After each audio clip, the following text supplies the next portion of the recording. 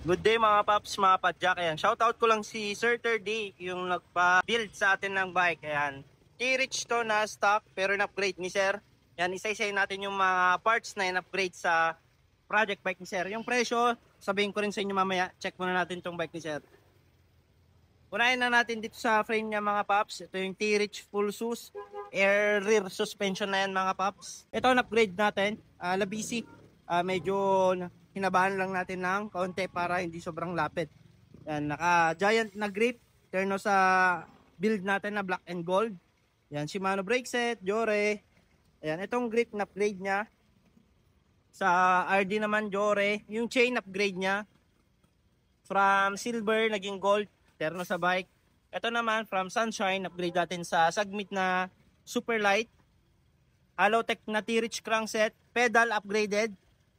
From ordinary na pedal, ngayon super seal bearing na tangke, flat gold. Dito sa fork natin, T-Rich 114 travel na ito mga paps. True axle, tsaka air fork na.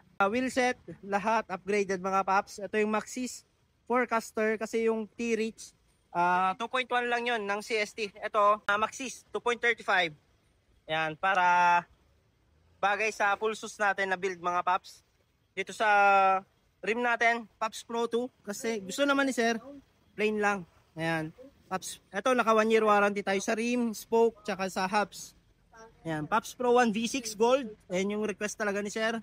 At syempre yung power rotor natin. Napaka-pogi mga Paps. Ayan o. Ayan. So ano pa ba? So ayun lang. Ito naka-dropper post na rin. From standard. Ito naka-dropper post na Speed 1 mga paps. Ayan. T-Rich na seat post. So ayan yung kabuuan ng project bike ni Sir. May free na to na tail light, battle cage, tsaka t-shirt. Ayan. Papadala natin to sa Bukidnon mga paps. Total build na to mga paps, 44,000. Kasama na yung shipping na to mga paps.